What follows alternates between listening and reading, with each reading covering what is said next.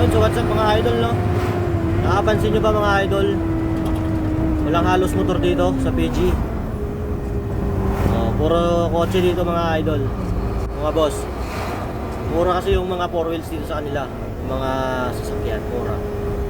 Tapos kaya walang motor dito. Gawa ng yung iba ka daw kasi hindi marunong magsipag-motor.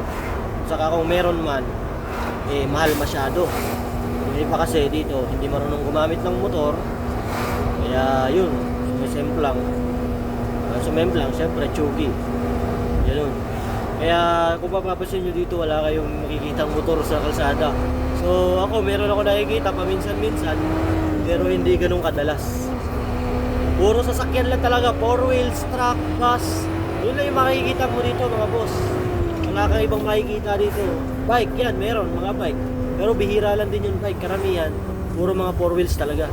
Kaya yung mga driver dito o mga ibang lahi ng mga pidjan, ayan, ano yan sa kanila, yung kotse talaga.